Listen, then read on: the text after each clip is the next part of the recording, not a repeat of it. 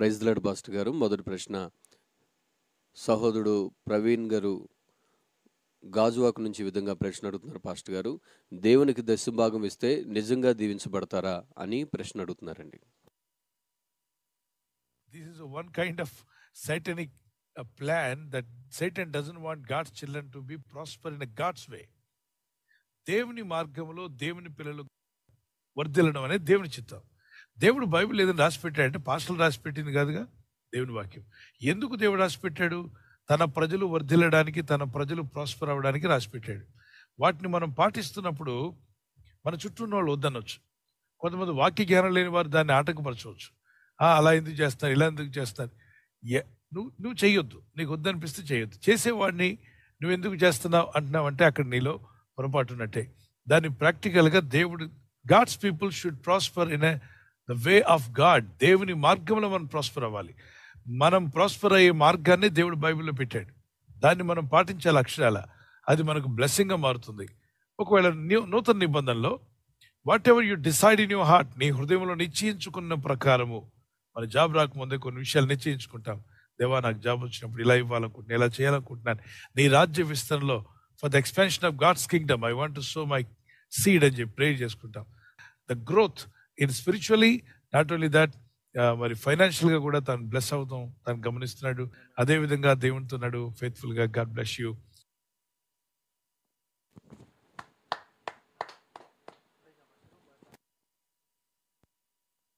Thank you pastor గారు అండి. మరొక ప్రశ్న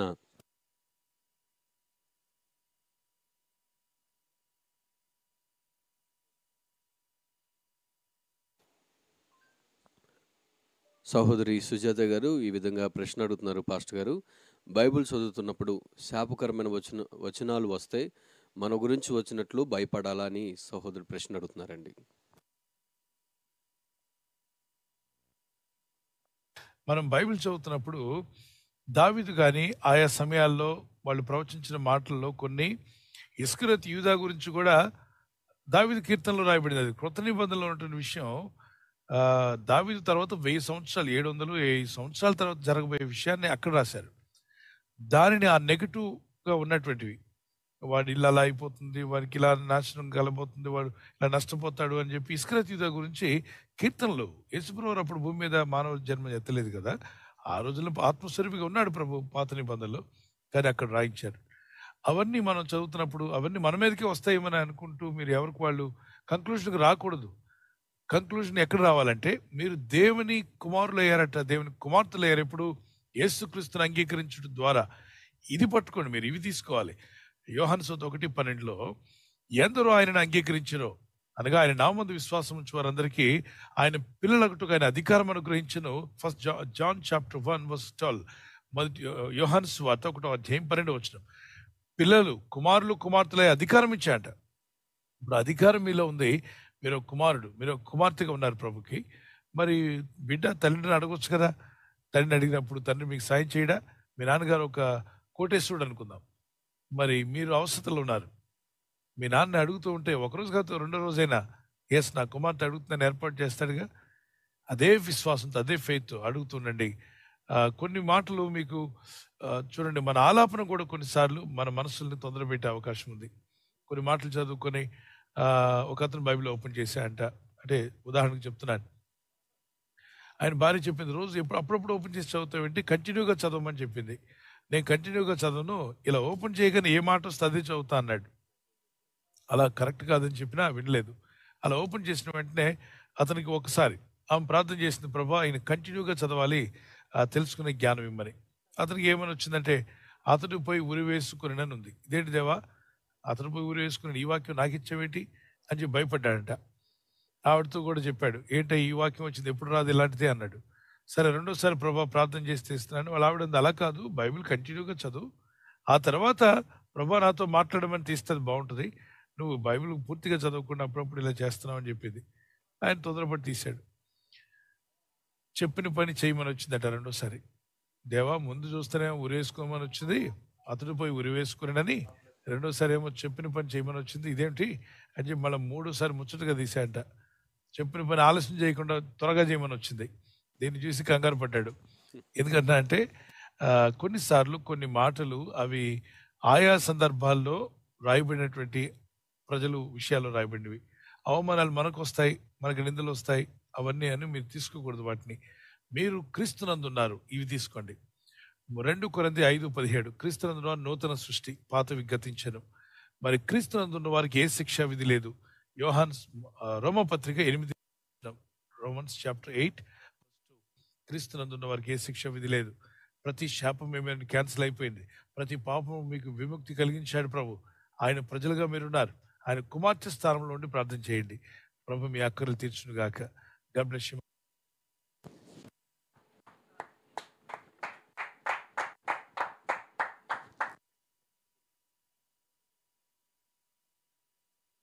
థ్యాంక్ యూ పాస్టర్ గారు.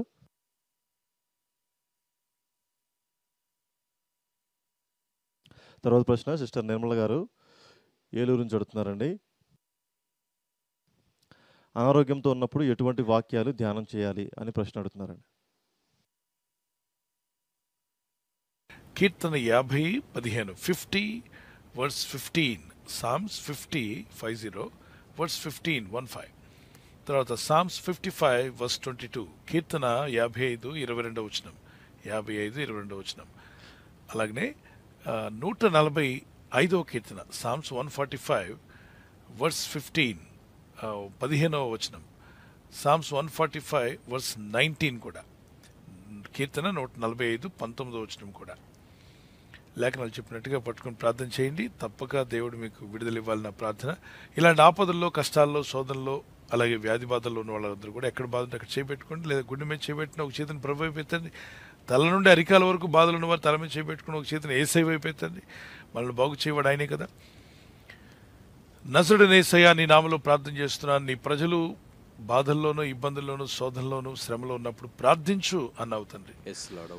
నీవు నాకు ఆపత్కాలంలో నీవు నాకు మొరపెట్టుము, నేను నిన్ను విడిపిస్తాను, అప్పుడు నీవు నన్ను మహిమపరచదు అన్నావు. అవును ప్రభా, మేము మిమ్మల్ని మహిమపరచినట్లు ఆపదలో ఉన్న ఈ బిడ్డలందరి కొరకు ప్రార్థన చేస్తున్నాం.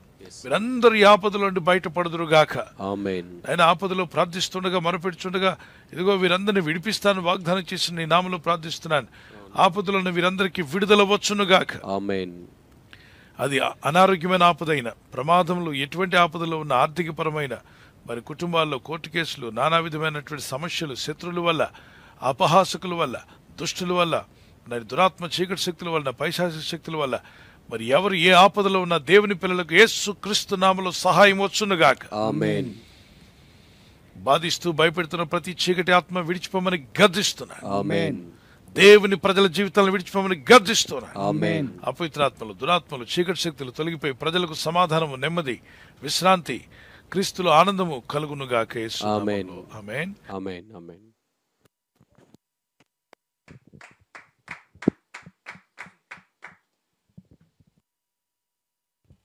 థ్యాంక్ యూ పాస్టర్ గారు.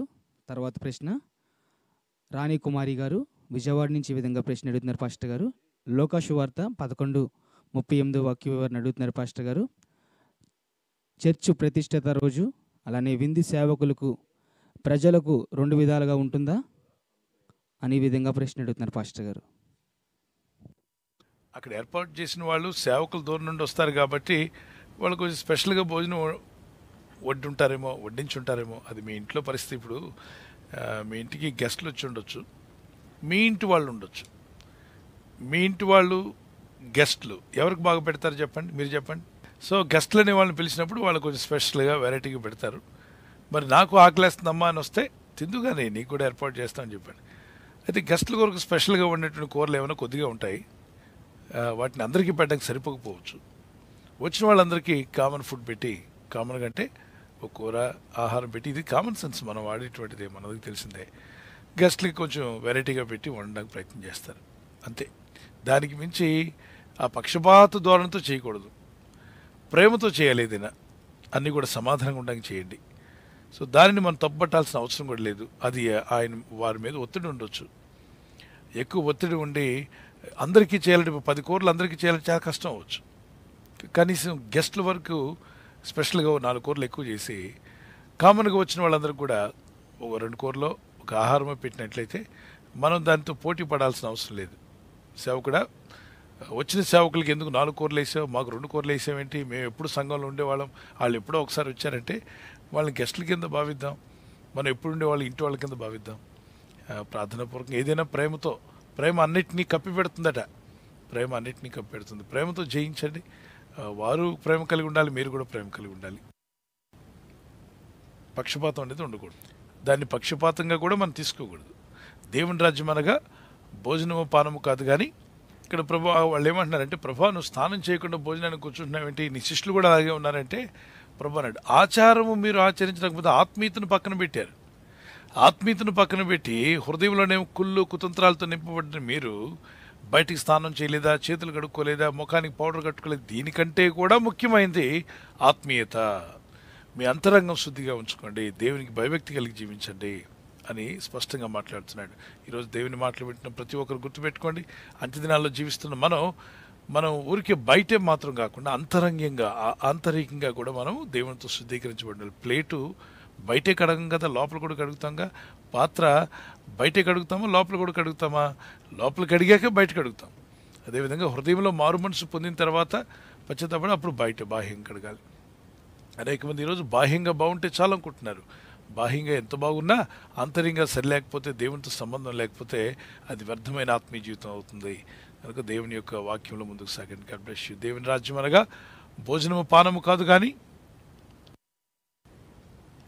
నీతియు సమాధానము పరిశుద్ధాత్మ యందలి ఆనందమై ఉన్నది. కొన్ని సంఘాల్లో 31st మార్నింగ్ భోజనాలకి ఈ వచనం అంతే ఉంచండి. దేవుని రాజ్యం అంటే ఏంటి? దేవుని రాజ్యము భోజనము పానము కాదు. ఏదో భోజనాలు పిలుస్తారు సేవకులు, కొన్నిసార్లు పెట్టమంటారు, పెట్టమని మేము బాగానే ఉంటాం, పెట్టేవాడు ఒకళ్ళు తేడా చేయొచ్చు. అందరికీ పెట్టండి, అందరికీ వడ్డించినప్పుడు కొంతమంది పెట్టే దగ్గర వడ్డించేవాడు ఒకవేళ పిసినవాడు అయి ఉన్నాడు అనుకోండి, అతను మార్చి ఇంకో వ్యక్తిని పెట్టేలోగా ఈ 10 మంది ఇక్కడ ఇబ్బంది పడి ఉండొచ్చు. సో ఇలా కొంతమంది అక్కడక్కడ తేడా మనుషులు వడ్డనలో కానీ మరి ఆహారం పెట్టడంలో కానీ ఎక్కడో ఫెయిల్ అవుతూ ఉండదు. మనుషులు కదా, ఎర్రర్స్ చేస్తుంటారు. కానీ పెట్టమన్న వ్యక్తి బాగానే పెట్టమన్నాడు. కానీ భోజనం పానం దగ్గర కొట్లాడుకుంటూ ఉండొద్దు. దేవుని రాజ్యం అంటే నీతి, దేవుని వాక్యం నెరవేర్చుట, వాక్యం వినడం అది ముఖ్యం. సమాధానం, దేవునితో మనుషులతో సమాధానం కలిగి ఉండడం. పరిశుద్ధాత్మీయ అందరి ఆనందము, ఇతరుల్ని తిట్టడంలో ఆనందం, దూషించడంలో ఆనందం. సేవకులను విశ్వాసులను దూషిస్తూ అందులో ఆనందించే వాళ్ళందరూ కూడా దురాత్మ నడిపింపులో ఉన్నారని అర్థం. పరిశుద్ధాత్మ నడిపింపులో ఉన్నవాడు నీతిలోను సమాధానంలోను ఆత్మదేవిని ఎందు ఆనందిస్తూ ఉంటాడు. అటువారిగా మనం ఉందాం. God bless you.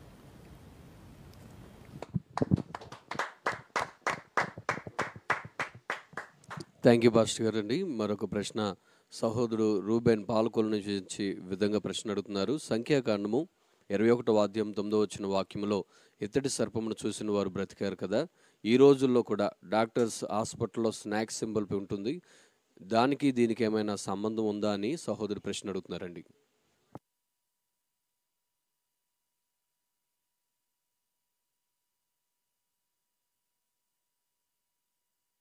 ప్రశ్న మరొకసారి పాస్టర్ గారు. సహోదరుడి విధంగా ప్రశ్న అడుగుతున్నారు. సంఖ్యాకాండము 21వ అధ్యాయం 9వ వచనంలో వాక్యంలో ఇత్తడి సర్పమును చూసిన వారు బ్రతికారు కదా, ఈ రోజుల్లో డాక్టర్స్ హాస్పిటల్లో స్నేక్ సింబల్ ఉంటుంది కదా, దానికి దీనికి ఏదైనా సంబంధం ఉందా అని ప్రశ్న అడుగుతున్నారండి. మనం చూసినప్పుడు మెడికల్ డిపార్ట్మెంట్లో అన్నింటిలో ప్రపంచవ్యాప్తంగా 2 సర్పాలు ఒకదానికొకటి చుట్టుకొని ఒకదాని ఫేస్ చేస్తూ కనిపిస్తాయి. మరి దీనికి వాటికి ఏమన్నా సంబంధం ఉందా అని మనం స్పిరిచువల్గా చూస్తే సర్పానికి మానవ జాతికి చాలా పెద్ద బంధమే ఉన్నట్టుంది. ఎక్కడ స్టార్ట్ అయిందంటే, చక్కగా ఆరోగ్యకరంగా ఉన్నటువంటి ఆదాం హెల్తీగా ఉన్నారు, వాళ్ళకి రోగాలంటూ లేవు, అసలు ఏ జబ్బులు లేవు, అంత హెల్తీగా ఉండి 100,000 ఏళ్ల కన్నా ఎక్కువగా బతకగలిగిన శరీరం, మహిమకరమైన అద్భుతకరమైన జీవితాలను ప్రభు ఇచ్చాడు. అయినా కూడా సర్పము కుయుక్తి కలదై వారిని మోసగించినట్టుగా చూస్తున్నాం. అర్పవాదైన సాతానుడు ఈ సర్పాన్ని వాడుకున్నాడు. మిగిలిన అన్నింటిలో కూడా ఈ సర్పం అనేది కుయుక్తి కలిగిందట. దీన్ని బట్టి మనం గమనిస్తే Adam of the fall of man was started with the serpent, and then onwards diseases, sicknesses and viruses, not only one, many things are attacking humanity because of sin. So పాపం వల్ల మానవ జాతి ఎంతగానో ఇబ్బంది పడుతుంది. పాపానికి వచ్చేటువంటి ఆ పరిణామాలన్నీ కూడా consequences of sin, people are happy every day, they are going through it, దాని ద్వారా వెళ్తున్నారు. మరి ఇక్కడ సంఖ్యాకాండంలో when the people were bitten by the serpents, God said to Moses, make a serpent of bronze and lift it up. Let the people look into that and they will be saved. It's near about the Mount Nebo. When you go there, you'll find in Jordan లో కనిపిస్తుంది. ఆ పరిసర ప్రాంతాల్లో తాపకరమైన పాములు, సర్పములు వారిని ఎగురుతున్నాయంటే ఈ భూమి అంటే కొన్ని సర్పాలు ఎగురుతూ కూడా కరుస్తుంటాయి. ఎగిరి కరుస్తూ ఉంటే చనిపోతున్నారు నురుగగాకి. ప్రభువా ఏం చేయాలి అని చెప్పి అడుగుతాడు. ఈ సర్పాలు అసలు ఎందుకు వచ్చాయి, ఎందుకు కరిశాయంటే వాళ్ళ అవిధేయత వల్ల, ఇజ్రాయేల్ యొక్క అవిధేయత వల్ల. మిగిలిన ఆ రోజుల్లో రాజులు కూడా వాళ్ళ ప్రహరీ చుట్టూ పెద్ద గంధకాలు తవ్వి అందులో మొసళ్ళను పెట్టేవాళ్ళు. శత్రువులు వస్తున్నప్పుడు ఆ నీళ్లలో పడిపోవాలని, మొసళ్ళ చేత మరి చంపబడాలని వాళ్ళు ఆశించేవాళ్ళు. మరికొంతమంది సర్పాలను కూడా పెంచేవాళ్ళు. సర్పాలు కూడా శత్రువుల మీదకి విసిరేసేవాళ్ళు. మరి ఏది ఏమైనా ఇజ్రాయేల్ చేసుకున్నటువంటి అవిధేయత వల్ల, దేవుని వాక్యానికి లోబడకపోవడం వల్ల ఈ సర్పములు వచ్చి వాళ్ళని కాటు వేస్తూ ఉంటే ఏం చేయాలో అర్థం కాక వాళ్ళు బాధపడుతున్నప్పుడు యోహాను సువార్త 3:15 మోషే అరణ్యంలో ఇత్తడి సర్పమును పైకెత్తినట్టుగా యేసు మనుష్య కుమారుడు ఎత్తబడవలెను అన్నాడు. అంటే ఏంటి అర్థం? వాళ్ళ శాపం వల్ల సర్పములు వారిని కాటువేయగా ఆ శాపము పోవడానికి ఒక సర్పం పైకెత్తబడింది. అంటే వీళ్ళ శాపాలన్నీ అది తీసుకునే విధంగా ఎత్తబడిందా? ఎస్. అయితే ఇది విగ్రహారాధనకు సూచన కాదు, ఒక సర్పంను పైకెత్తి పూజించమని కాదు దాని అర్థం. దాన్ని చూసినప్పుడు పోయింది. అంటే ఆ సర్పంను చూస్తున్నప్పుడు వీళ్ళలో ఉన్నటువంటి ఆ విషయం ఎలా దిగిపోయింది అంటే శాపానికి సాదృశ్యంగా ఉంది. అలాగే విశ్వసించు ప్రతివాడును నశింపక ఆయన ద్వారా నిత్యజీవం పొందినట్లు మనిషి కుమారుడు ఎత్తబడవలెను. ఇది 14వ వచనం కూడా చదివితే మీకు అర్థమవుతుంది. 3, 14, 15. అరణ్యములో మోషే సర్పమును ఎలాగూ పైకి ఎత్తెనో, అరణ్యములో మోషే సర్పమును ఎలాగూ ఎత్తెనో అలాగే విశ్వసించు ప్రతివాడును నశింపక ఆయన ద్వారా నిత్యజీవం పొందినట్లు మనిషి కుమారుడు ఎత్తబడవలెను. అది ఒక కర్ర మీద దాన్ని పైకి ఎత్తినప్పుడు జనాలందరూ దాన్ని చూడగా వాళ్ళలో ఉన్న విషయం దిగిపోయింది. అంటే సర్పమును చూస్తే సర్ప విషయం దిగిపోవడం ఏంటి? ఎస్, వీళ్ళ శాపాలన్నీ కూడా నా శాపాలన్నీ తీసివేయదేవా అని వారు మనుషుల వైపు, భూమి మీద ఉన్న వాటి వైపు కాకుండా ఎత్తబడిన దైవజనుడు ఏదైతే పైకెత్తాడో, దేవుడు ఏదైతే పైకెత్తాడో దాని వైపు చూసినప్పుడు విడుదల వచ్చింది. ఈరోజు బూదిగంత నివాసులారా నా వైపు చూసి రక్షణ పొందమని యెషయా 45:22 వచనంలో రాయబడింది. నా చూడంటున్నాడు కదా, బూదిగంత నివాసులారా, బూదిగంతముల నివాసులారా అంటే సర్వజనుల గురించి మాట్లాడుతున్నాడు. సర్వజనులారా, బూదిగంత నివాసులారా, భారతీయులారా, అమెరికన్స్, యూరోపియన్స్, ఆఫ్రికన్స్ అందరూ, భూమి మీద ఉన్న మానవులందరూ కూడా బూదిగంత నివాసులారా నా వైపు చూసి రక్షణ పొందను. ఒక ఇజ్రాయేల్నే చూసి రక్షణ పొందవట్ల, సర్వజనులకు ఆయనే రక్షకుడు. దేవుడు నేనే, మరి ఏ దేవుడును లేడు. దేవుడు నేనే, సృష్టించిన దేవుడు నేనే. సృష్టింపని వాళ్ళు చాలామంది ఉన్నారు, మిమ్మల్ని సృష్టించలేదు వాళ్ళు, కానీ సృష్టించిన వాడు నేనే. మరి ఏ దేవుడు లేడు అక్కడ, ఇంకో సృష్టికర్త లేడు, సృష్టికర్త ఒక్కడే ఉంటాడు. ఊరికో సృష్టికర్త, ఇంటికో సృష్టికర్త ఉండడు, సర్వజనులకు సృష్టికర్త ఒకడే. సో అంటున్నాడు, బూదిగంత నివాసం నా వైపు చూసి రక్షణ పొందమని. ఈరోజు ప్రతి మనిషి కూడా యేసుక్రీస్తు వారి వైపు చూసే రక్షణ పొందడానికి ఆయన ఎత్తబడ్డాడు మన కొరకు సిలువలో. యెషయా 53వ అధ్యాయం మొత్తం మీరు చదవచ్చు. Isaiah chapter 53. ఎందుకు గాయపరచబడ్డే? ప్రభు భూమి మీదకి రాకముందు 600 నుండి 700 సంవత్సరాలకు ముందే యెషయా గ్రంథం ద్వారా, యెషయా ప్రవక్త ద్వారా దేవుడు పలికిన మాట అది. సర్పానికి దీనికి లింక్ ఏంటి అన్నట్లయితే, మరి వైద్యశాస్త్రంలో సర్పమును, అయితే పాము విషాన్ని కూడా చాలా వరకు మందుల్లో వాడుతున్నారని కూడా, కొన్ని మందుల్లో వాడుతున్నారని మనం వింటున్నాం. ఏది ఏమైనా దాని నుండి సాదృశ్యంగా తీసుకున్నారా అనడానికి అవకాశం ఉండొచ్చు. దాన్ని మనం డైరెక్ట్గా చెప్పకపోయినా ఇండైరెక్ట్గా అయినా మనుషులు బైబిల్ నుండే నేర్చుకున్నారు అనేక విషయాలు. ఈరోజు ప్రపంచంలో మనుషులు నేర్చుకున్న వైద్యం కానీ, మరి ఆధునిక అద్భుతమైన విషయాలు కానీ బైబిల్ నుండే బయటికి తీయబడ్డాయి. ఎలాగా? సైంటిస్టులో ఇన్వెన్షన్స్ కనిపెట్టిన వాళ్ళందరిని అడగండి. సైంటిస్టులు ఎవరెవరు ఇన్వెంట్ చేశారు, ఎవరెవరు ఏమేమి కనిపెట్టారు, అది ఏ గ్రంథం చదివిన వాళ్ళు కనిపెట్టారు మీరు ఆలోచన చేస్తే ఖచ్చితంగా ఎక్కువ శాతము 90% బైబిల్ చదివిన వారి ఇళ్లలో ఉండి వచ్చిన వాళ్ళే కనిపెట్టారు. ఇంకా అదే ప్రూఫ్. God bless you.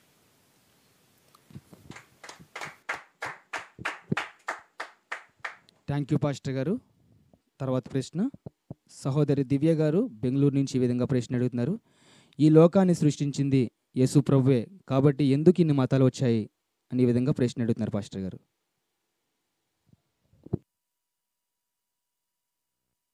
దేవుడు ఒక్కడే అన్నప్పుడు ఇన్ని దేవుళ్ళు ఎలా వస్తారు? సృష్టికర్త ఒక్కడే అన్నప్పుడు ఇన్ని విధాలుగా ఆరాధించబడుతున్నటువంటి దైవాలు ఎక్కడి నుండి వచ్చారు? నిజమే కదా. మరి దేవుడు ఒక్కడన్నప్పుడు ఆ ఒక్క దేవుడే ఉండాలి కదా. ఇన్ని విధాలుగా ఎందుకు వచ్చాయి? పెద్ద కన్ఫ్యూజన్. దేవుడు అనేసరికి పెద్ద ఫైట్, కన్ఫ్యూజన్. ఎవరు కరెక్ట్, ఎవరు నిజం కాదు అర్థం కాకుండా పెద్ద కన్ఫ్యూజన్ ఉంది కదా. ఎస్, గుర్తుపెట్టుకోండి.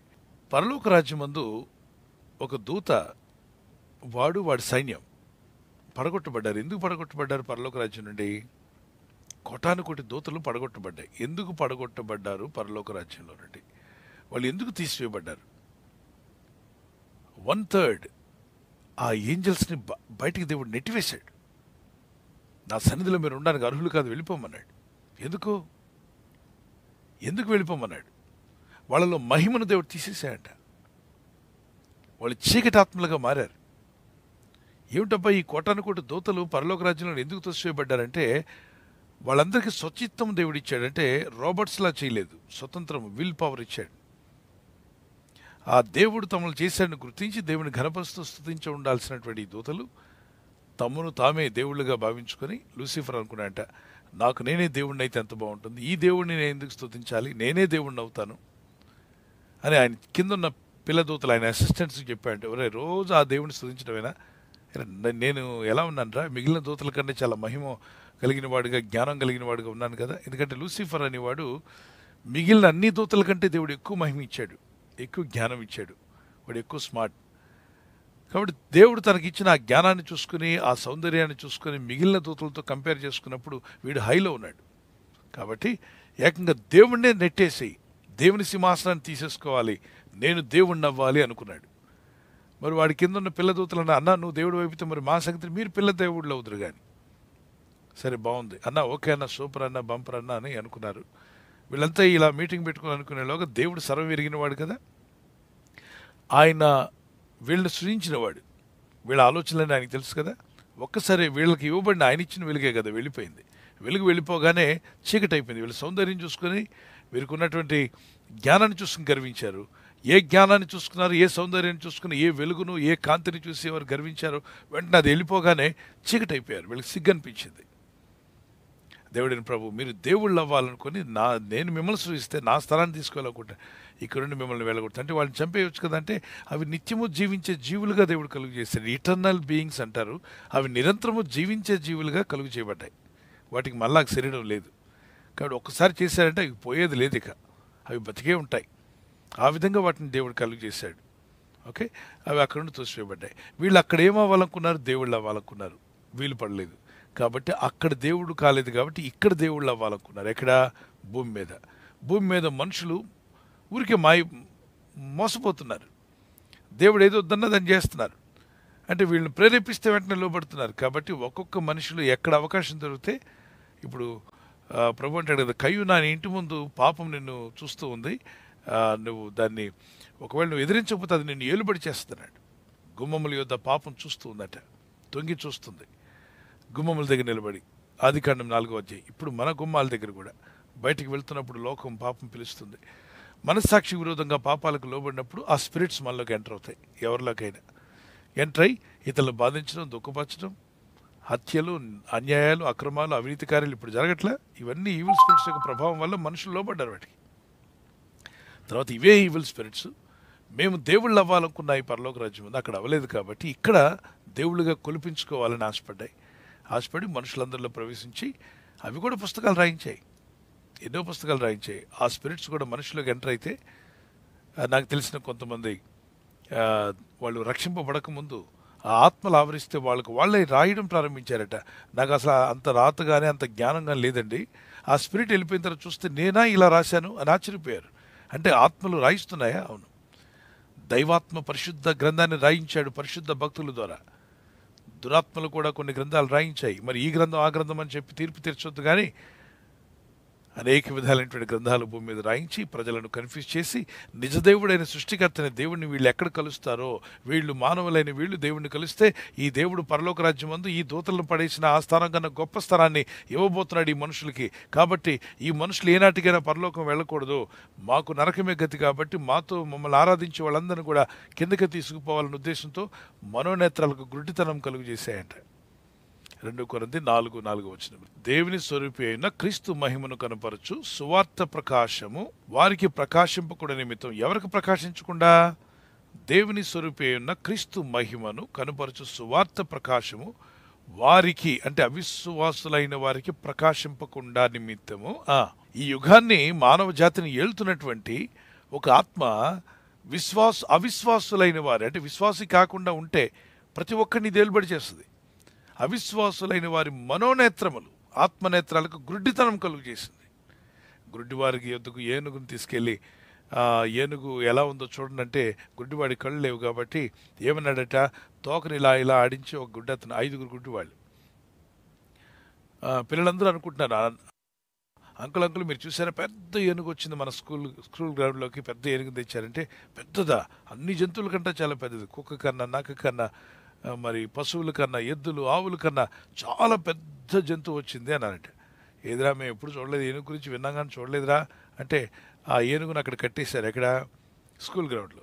పిల్లలందరూ మాట్లాడుతుంటే వీళ్ళు అడిగారు, ఈ 5 గుడ్డివారు, ఏదిరా ఏనుగు గురించి విన్నాం కానీ చూడలేదు, పెద్దది అన్నారు, ఏదో తీసుకెళ్ళు అంటే ఆ పిల్లోడు తీసుకెళ్ళాడు. ఆ 5 దగ్గర అంటే ఏనుగు చుట్టూ నిలబెట్టాడు.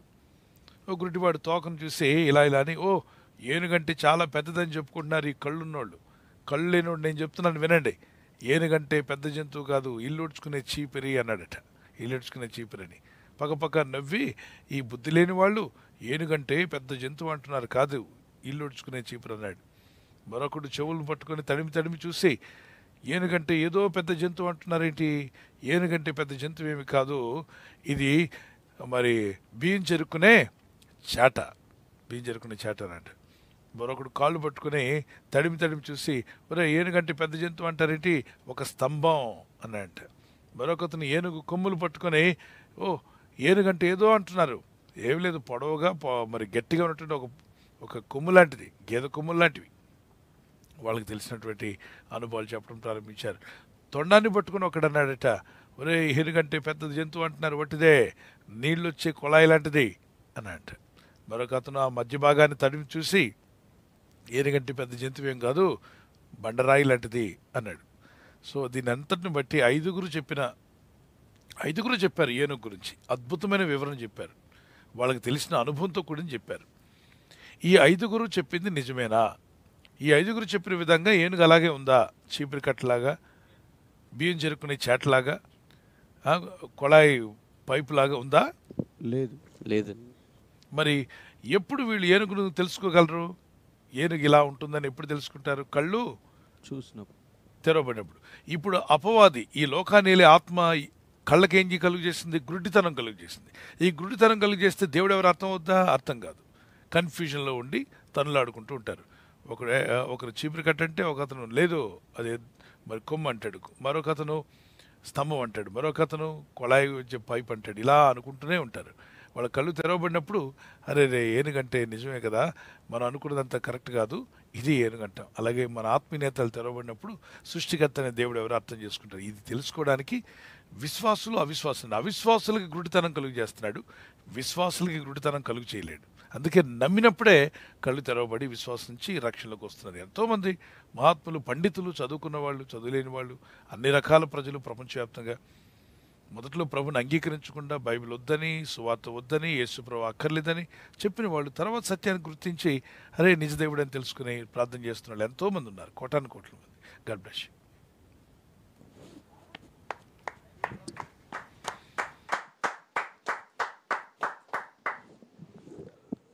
థ్యాంక్ యూ పాస్టర్ గారు. మరొక ప్రశ్న సహోదరి ప్రశాంతి గారు రాజమండ్రి నుండి ఈ విధంగా అడుగుతున్నారు.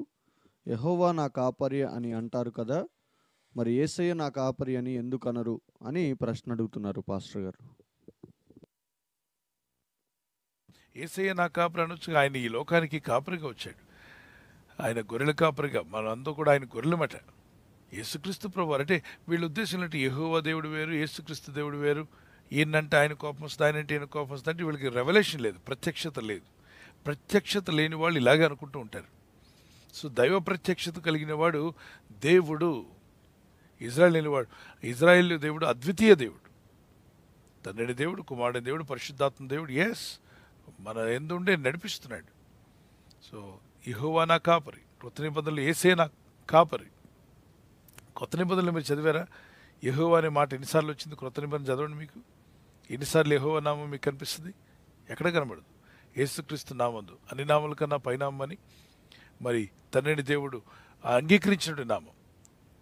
ఆకాశం కింద ఈ నామంలో తప్ప మరి ఏ నామంలో రక్షణ కలుగుతున్నాడు అని చెప్పి తండ్రిని దేవుడు లేడని ఇంకో గుంపు ఉంది, యేసునామ గుంపు అని.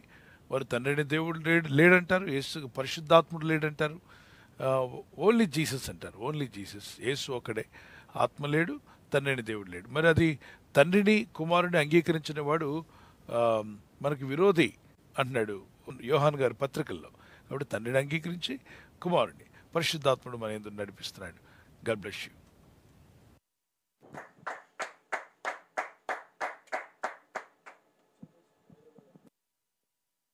థ్యాంక్ యూ పాస్టర్ గారు. మరొక ప్రశ్న, సహోదరి అన్నగారు హైదరాబాద్ నుంచి ఈ విధంగా ప్రశ్న అడుగుతున్నారు పాస్టర్ గారు. ఇంట్లో విశ్వాసుగా ఉన్నాను, బాప్టిజం తీసుకోవడానికి అవకాశం లేదు, మరి అలా ఉంటే పరలోకం వెళ్ళగలమని ప్రశ్న అడుగుతున్నారండి. అమ్మా, ఇంట్లో విశ్వాసిగా ఉన్నాను, బాప్టిజం తీసుకోవడానికి అవకాశం లేదు, మరి అలా ఉంటే పరలోకం వెళ్ళగలనా? ప్రభునందు విశ్వాసం ఉంచారు కదా, విశ్వాసం ఉంచిన మీరు ప్రార్థన చేస్తున్నారు కదా, ప్రభా నేను బాప్టిజం తీసుకోవాలా, ఆ యొక్క వాతావరణం ఇంట్లో వాళ్ళు కూడా అంగీకరించే విధంగా నాకు సహాయం చేయమని ప్రార్థన చేయండి. ఏదో ఒక రోజున మీ భర్త గారితోనో మీ ఇంట్లో వారితోనో వాళ్ళ స్నేహితులు ఎవరో ఒకరు చెప్తారుగా, నేను ప్రభుని నమ్ముకున్నాను రాని వాళ్ళ ఫ్రెండ్ అన్నాడు. ఎందుకు నమ్మావు నువ్వు అంటే, అదిగో నా ఆత్మీయ జీవితం నా సాక్ష్యం చెప్తాడు. మరి నీలో ఎంత మార్పు వచ్చింది? మా భార్య కూడా ఇంట్లో ప్రార్థన చేస్తాను. మరి చేస్తుంటే నువ్వు ఎంకరేజ్ చేయి, ఒక సత్య మార్గంలోకి ఆమె వెళ్తుంది, ఆమె నువ్వేమైనా ఆపుతున్నావంటే లేదు లేదు బాప్తిసానికి ఆపాను, అలాంటి పనులు చేయొద్దు నాయన, వీళ్ళు బాప్తిసం అనేది నేను కూడా పొందుకున్నాను అని చెప్పడం జరుగుతుంది ఖచ్చితంగా. వాళ్ళ ఫ్రెండ్స్ చెప్తే వాళ్ళు వింటారుగా. దేవుడు ఎవరి ద్వారానే చెప్పిస్తాడు, సత్యాన్ని తెలుసుకుంటారు, బాప్తిసం తీసుకుంటారు. ధైర్యంగా ఉండండి, బాప్తిసం తీసుకోవచ్చు. God bless you.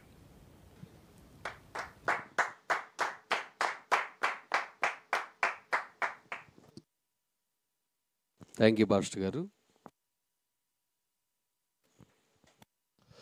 తర్వాత ప్రశ్న రమేష్ గారు వైజాగ్ నుంచి అడుగుతున్నారండి. అర్పణలు అర్పిస్తాం కదా, అర్పణలు ఎన్ని రకాలుగా మనం అర్పించవచ్చు అని ప్రశ్న అడుగుతున్నారండి. దేవుని కొరకు పలు విధాలుగా ప్రథమ ఫలమని అనేక విధాలుగా అర్పణలు అర్పిస్తూ వచ్చారు పాత నిబంధనలో. క్రొత్త నిబంధనలకు వచ్చేసరికి నీ హృదయంలో నిశ్చయించుకున్న ప్రకారం ఇమ్మని వాక్యం సెలవిస్తుంది.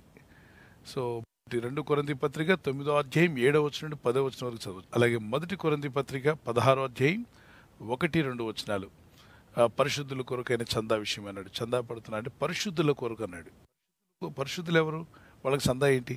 చందాకి పరిశుద్ధులకి కనెక్షన్ ఏంటి అసలు?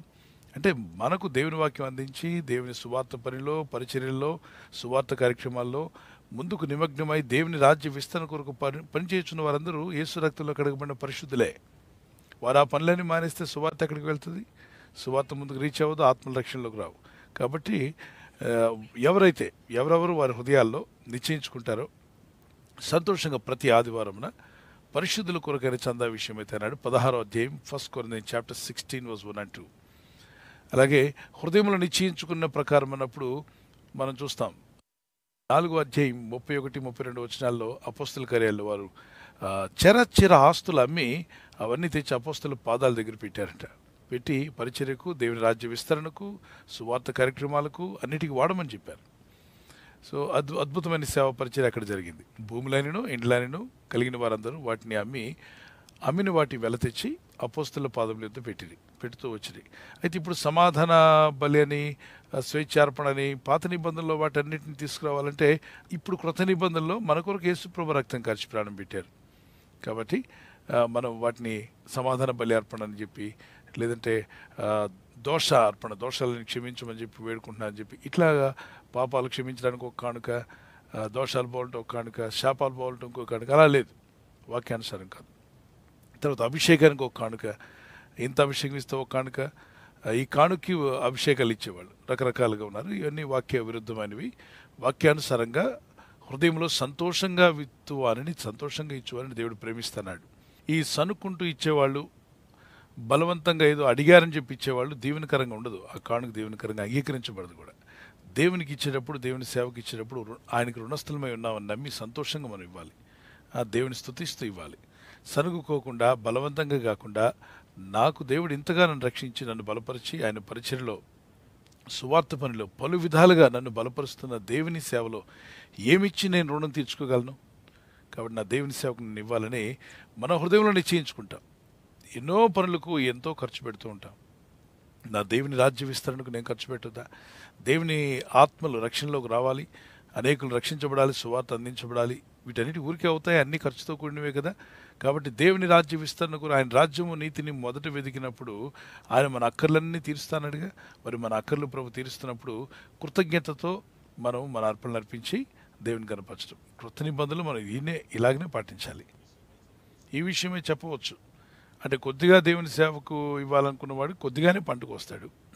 సంతోషంగా సమృద్ధిగా నా దేవుని సేవకు ఇవ్వాలనుకున్నవాడు సమృద్ధి అయిన పంటను వాళ్ళు కోస్తారు. God bless you.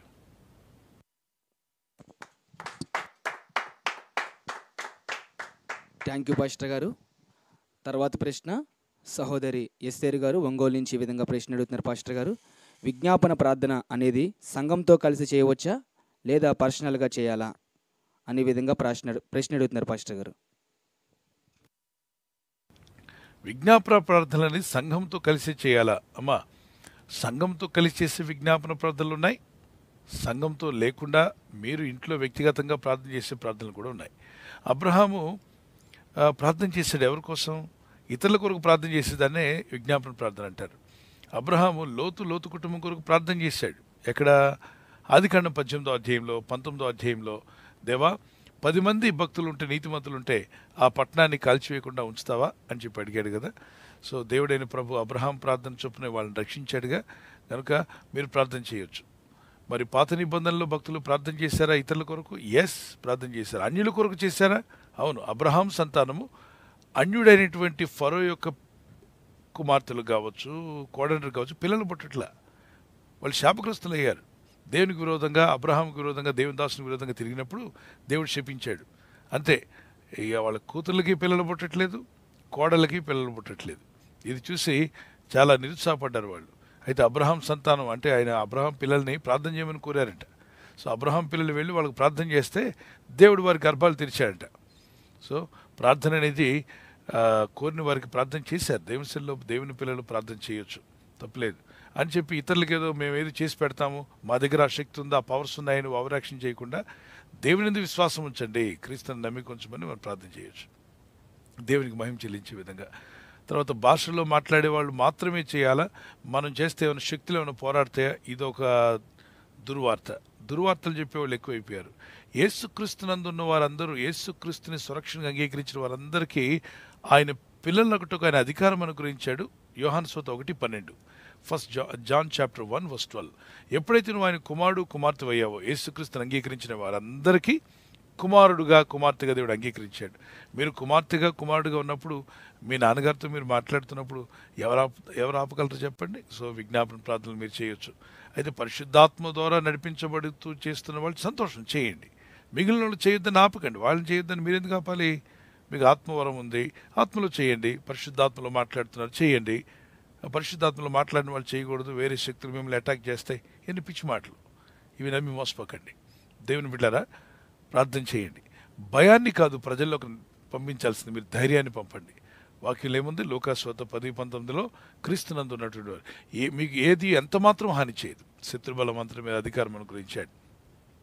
అలాగే లేఖనాల్లో మనం చదువుతున్నప్పుడు ప్రార్థించడం మనందరికీ ప్రభువే కదా చెప్పాడు. లూకా సువార్త 18:1-5 వరకు నిత్యము విసుగుపోకుండా ప్రార్థన చేయమన్నాడు.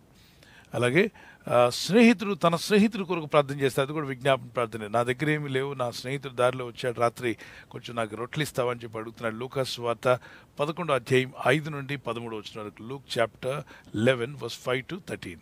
God bless you, praise the Lord.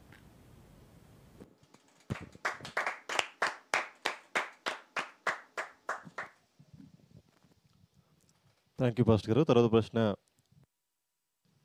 Sister Hepsiba గారు అడుగుతున్నారండి వరంగల్ నుంచి. ఆదికాండంలో ప్రార్థన అనేది ఎప్పుడు మొదలైంది, ఎప్పుడు స్టార్ట్ అయిందని ప్రశ్న అడుగుతున్నారండి.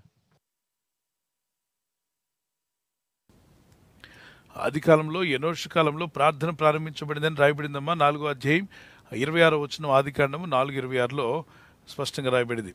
మరియు షేతునకు కూడా కుమారుడు పుట్టెను. అతనికి ఎనోషు అని పేరు పెట్టాను. అప్పుడు యెహోవా నామమున ప్రార్థన చేయటం ప్రారంభమైనది. మరి ఆదామవ్వ ప్రార్థన చేయలేదా? వారు దేవునితో మాట్లాడారు, అది కూడా ప్రార్థనేగా. ఎస్. మరి హేబేలు దేవునికి అర్పణ అర్పించాడు, అది కూడా ప్రార్థనే కదా. ఎస్. అయితే ఇక్కడ కయ్యోను హేబేలు కార్యక్రమం జరిగిన తర్వాత కొంతవరకు గ్యాప్ వచ్చినట్టు మనం చూస్తున్నాం. అందరూ దేవుని యొక్క ఒకవైపున కయ్యూను శపించబడ్డాడు, మరోవైపున వీళ్ళు ఏదెన్ తోటలో బయటికి వెళ్ళగొట్టబడ్డారు. ఇక కార్యక్రమాలన్నీ కూడా కొంతవరకు ఆయాసపూరితంగా జరుగుతూ వచ్చాయి. తర్వాత ఎనోష్ అని ఎప్పుడైతే కుమారుడు పుట్టాడో యెహోవా నామమున అంటే దేవుని నామమును ప్రార్థన చేయడం ప్రారంభించారు. ప్రార్థనలు ప్రారంభించబడ్డాయి. మీరంతా బైబిల్ చదవండి. బైబిల్ చదివితే మీకు అర్థం కాదా మీరే చెప్పొచ్చు. బైబిల్ చదవండి అందరూ కూడా. ఎంతోమంది వస్తుంటారు, వాళ్ళకి తెలిసింది ఇంత, అది వెంటనే వాళ్ళు ఏదో ఒక మాట చెప్పేస్తుంటారు. దానికి వెంటనే ఉలిక్కి పడకండి, బైబిల్లో ఉన్నాయి. పరిశుద్ధ గ్రంథాన్ని ప్రతి ఒక్కరు చదవండి. God bless you.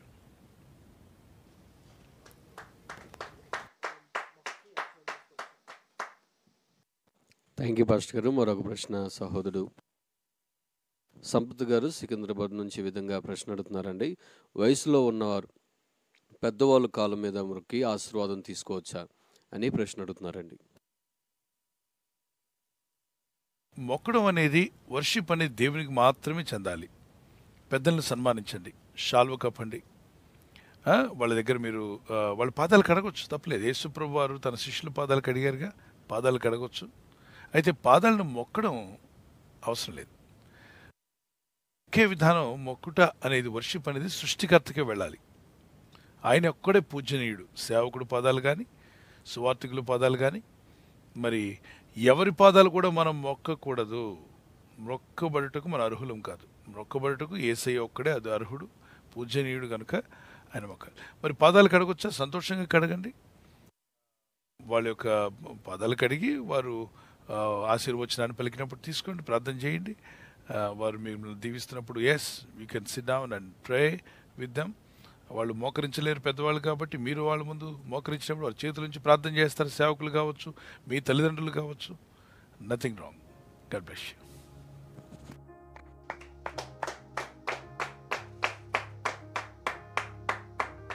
Thank you pastor గారండి.